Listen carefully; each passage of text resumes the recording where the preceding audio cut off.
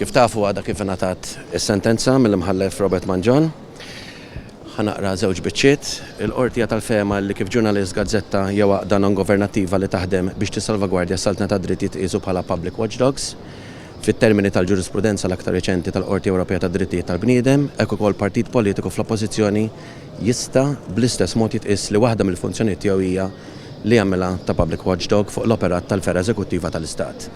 Li tfisser illi dak li qal l-Avukat Ġenerali li huma l-ġurnalisti biss illi għandhom dritt għall-informazzjoni, din il-qorti determinat mod ieħor qalet li jiena bħala kap tal-oppożizzjoni għandu ikolli l-obbligu illi nkun watchdog ukoll fuq il-Gvern.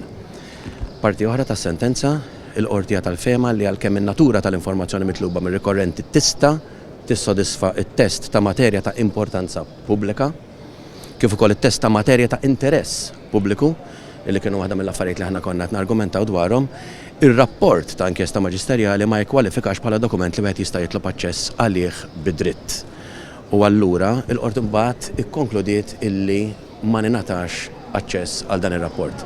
Aħna jidrilna illi insalvagwardja u innobbligu rispett ta' dak id-dritt li aħna għandna biex nkunu public watchdogs irridu nipperseveraw, allura nappellaw din is-sentenza ħalli l-pubbliku ikollu dritt tal-informazzjoni kontenut f'dan ir-rapport sħiħ, ħalli mbagħad ikunu nistgħu niskrutinizzaw dak kollu hemm ritenut f'dak ir-rapport.